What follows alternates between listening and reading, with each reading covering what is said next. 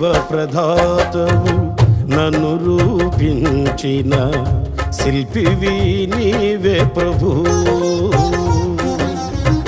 జీవన యాత్రలో అండగా నిలిచే తండ్రివి నీవే ప్రభు.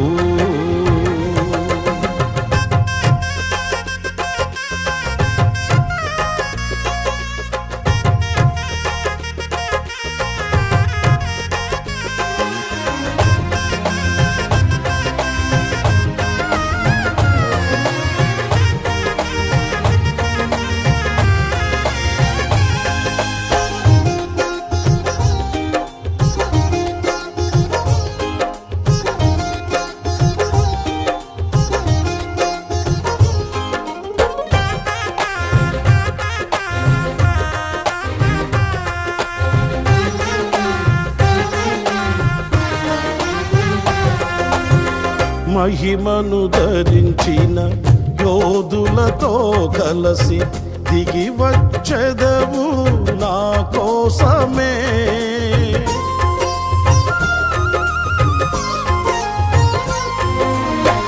మహిమను ధరించిన యోధులతో కలసి దిగి వచ్చెదవు నా కోసమే.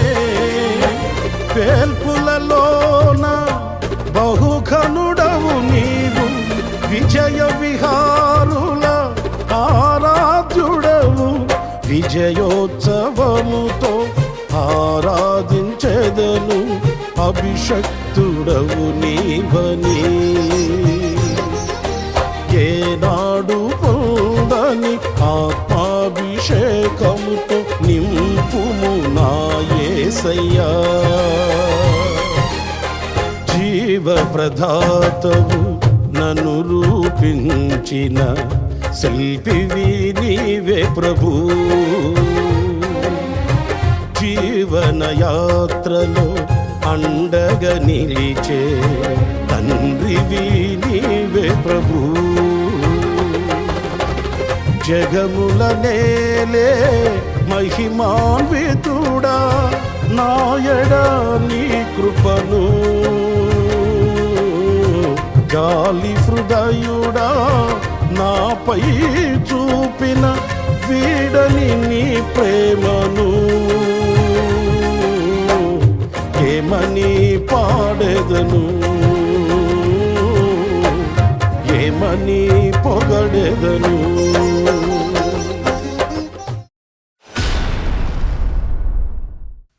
Praise the lord.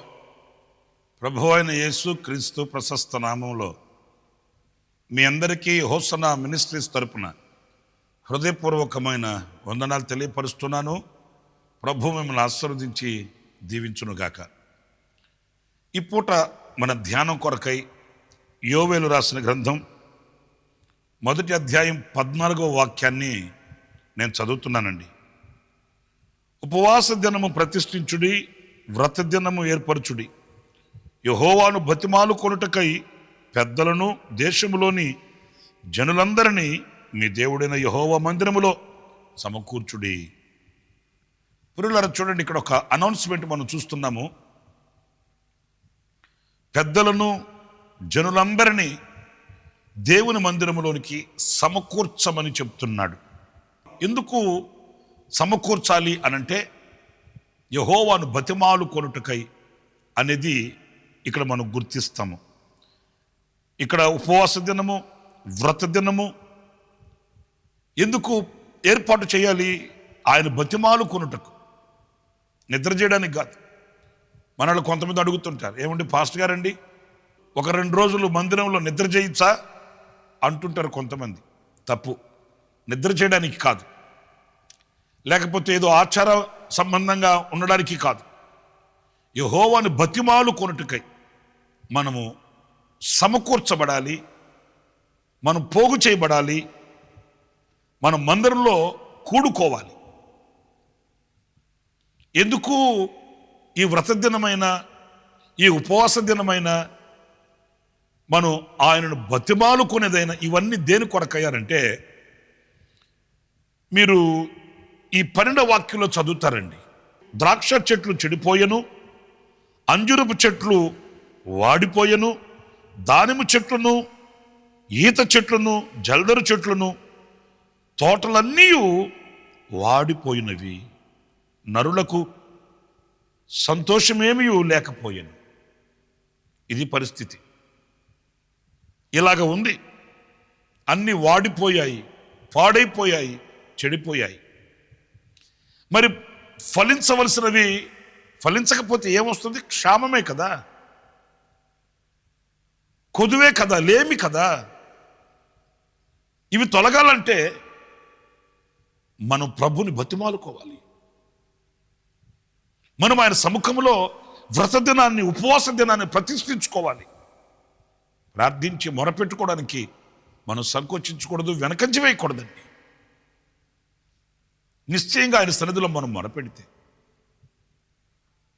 నా ప్రియమైన సహోదరులారా, ఆయన కనుకరించి కటాక్షిస్తే, ఆయన చల్లని చూపు మనపై చూపిస్తే, నిశ్చయముగా మరలా ఇది మొదలుకొని యెహోవా నిన్ను ఆశీర్వదించును. ద్రాక్ష చెట్లైనను, అంజూరపు చెట్లైనను, ఒలీవ చెట్లైనను ఇంకా ఫలించకపోయాను కదా, ఇది మొదలుకొని యెహోవా నిన్ను ఆశీర్వదించును అనే శుభవార్తని మన చెవులారా మనం వినగలుగుతాం. ప్రార్థించని మనమే ప్రార్థించలేకపోతే, మొరపెట్టుకొనవలసిన మనము ఆ స్థితికి దిగరాకపోతే, పురిగారా మనం చాలా పోగొట్టుకున్న వారం అవుతామనేది మనం గుర్తించాలి. మనము అలాగా వ్రత దినములను, ఉపవాస దినాలను ప్రకటించుకొని యెహోవా యొద్ద బతిమాలు కొన్నప్పుడు మనకు క్షామము తొలుగుతుంది అనేది ఈ విషయంలో మనం నేర్చుకుంటాం. మరొక విషయాన్ని మీరు యోనా గ్రంథం 3వ అధ్యాయం 5వ వాక్యంలో, నినివే పట్టణపు వారు దేవుని యందు విశ్వాసం ఉంచి ఉపవాస దినము చాటించి గనులేమి అల్పులేమి అందరూ గోనె పట్ట కట్టుకునిరి. ఆ సంగతి నినివే రాజునకు వినబడినప్పుడు అతడును తన సింహాసనం మీద నుంచి దిగి తన రాజవస్త్రములు తీసివేసి గోనె పట్ట కట్టుకుని బూడిదలో కూర్చుండెను. ఎంత ఘనమైన కార్యమో చూడండి. నినివే పట్టణ ప్రజలకు ఒక కీడు సంభవించబోతుంది. దేవుడు వాళ్ళ యొక్క దోష శిక్షను భరించలేకపోయాడు. ఆ సంగతి వాళ్ళకి వినబడింది దైవజనుని ద్వారా. ఇప్పుడు వాళ్ళంతా ఉపవాస దినాన్ని ప్రకటించుకొని ప్రభు పాదాల దగ్గర పడ్డారంటండి. మరి విశేషం ఏంటంటే, ఆ సంగతి ఆ రాజుగారికి తెలిసింది. ఆయన కూడా సింహాసనం విడిచిపెట్టి దిగి వస్త్రములు తీసివేసి గోనె పట్టగట్టుకొని, చూడండి, మీరు ప్రార్థన చేయండి, మీరు విజ్ఞాపన చేయండి, మీరు బతిమాలుకోండి అని ఆయన చేతులు కట్టుకొని లేడండి. మనం చెప్తుంటాం కదండి, ఎవరైనా సేవకులు కనబడితే వాళ్ళకి చెప్తాం, ప్రార్థనలో పెట్టండి, ప్రార్థన చేయండి అని వాళ్ళకి అప్పగించి మనం స్వతంత్ర భారతదేశంలో స్వతంత్రంగా తిరుగుతుంటాం. ఎందుకంటే వాళ్ళు చేస్తారు ప్రార్థన, మనకేంటి. కానీ రాజు అలా కాదు.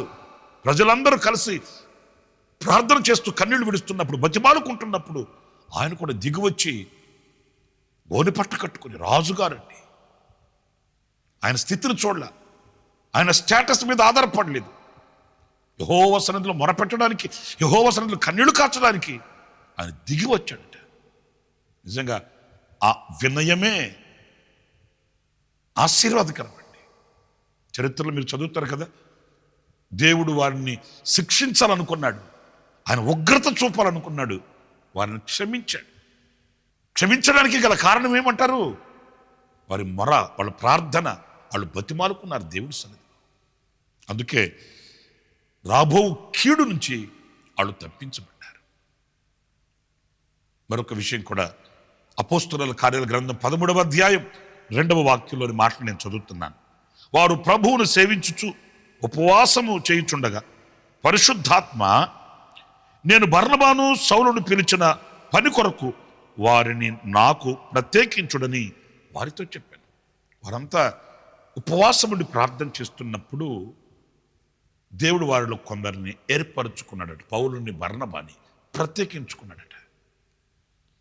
నిజమే, ఆ ఉపవాస ప్రార్థన దైవ ప్రత్యక్షతను చూపిస్తుంది. ఉపవాస ప్రార్థన రాబో దినములలో పరిచర్యను మనకు చూపిస్తుంది. దాని కొరకై ఆయన కొందరు ఏర్పరచుకుని ఏర్పాటుని మనం గుర్తించగలుగుతాం. కనుక నా ప్రియ సహోదరులారా, మనం ఏం చేయాలి, ఎలా చేయాలి? సందిగ్ధాల మధ్యలో సతమతమైపోతుంటాం. కొన్ని అర్థం కాక ఎవరినో అడుగుతుంటాం. వాళ్ళు ఏదో చెప్తుంటారు, మనం ఏదో చేస్తాం. ఆఖరికి తడిసిమోపుడు అయిపోతుంటుంది పరిస్థితులు. చేదాటిపోయిన తర్వాత అప్పుడు ప్రభు దగ్గరకు వచ్చి కన్నీళ్లు కారుస్తుంటాము. అలా కాదు. ఏ విషయమందైనా మనం ప్రభు సన్నిధిలో ప్రార్థించినప్పుడు ఆయన చక్కటి త్రోవ చూపిస్తాడు, చక్కటి ఆలోచన ఇస్తాడు, చక్కటి సందేశం ఇస్తాడు, చేపట్టి నడిపిస్తాడు. ఉపవసించి ప్రార్థించినప్పుడు, ఉపవసించి మొరపెట్టినప్పుడు, బతిమాలుకున్నప్పుడు నిశ్చయంగా మన దేవుడు మన ప్రార్థన ఆలకించువాడు, ప్రత్యుత్తరం ఇచ్చువాడు, జవాబిచ్చు దేవుడు. ఏ విషయమందైనా మీరు ప్రభు దగ్గరికి రండి, ఆయన పాదాల దగ్గర మోకరించండి, ఆయన బతిమాలుకోండి. ఆయన క్షామాన్ని తొలగిస్తాడు, కీడును తొలగిస్తాడు, ఆయన పని కొరకై నిన్ను ప్రత్యేకిస్తాడు, సమస్తం ఆయన నీకు ప్రత్యక్షపరిచి నడిపిస్తాడు. అలాంటి కృప నా దేవుడు మీ అందరికీ అనుగ్రహించుగాక. తలలు వంచండి, ప్రార్థన చేస్తాను. జీవాధిపతి అయిన ప్రభువా, మీకు వందనాలు. మేము వ్రత దినమును, ఉపవాస దినమును ప్రతిష్ఠించుకొని మిమ్మల్ని బతిమాలు కోన అనుభవంలో కలిగే ఆశీర్వాదాలు ఏంటో మేము ధ్యానిస్తూ వచ్చాను. అలాంటి మనస్సు మీరు మాకు అనుగ్రహించి ఆ రీతిగా మేము ముందడుగు వేయడానికి కృపను అనుగ్రహించి నడిపించమని, ఆశ్చర్యకరమైన మీ దీవెన నిత్యము మాకు తోడుగా ఉంచమని, నీ పాదసన్నిధిలో మేము వినయ విధేయతలతో మీ యొద్ద మేము సమాధానాన్ని పొందుకోవడానికి ప్రార్థన ఆత్మను మీరు మాలో రగల్చమని మమ్మల్ని మీకు అప్పగించుకుంటూ యేసు నామములో ప్రార్థన చేసి వేడుకొనుచున్నాను తండ్రి. ఆమేన్, ఆమేన్. ప్రభు మిమ్మల్ని ఆశీర్వదించి జీవించుగాక. ఈ దినమంతా విశేషమైన కృప నా దేవుడు మీకు అనుగ్రహించుగాక. ఆమేన్. ప్రతిదినము ఈ అనుదిన కృపాను సందేశముల కొరకు, ఇంకా మరిన్ని ఆత్మ సంబంధమైన సందేశాల కొరకు ఈ మా యూట్యూబ్ ఛానల్ ను సబ్స్క్రైబ్ చేసుకోండి. Pastor Ramesh hosanna ministries.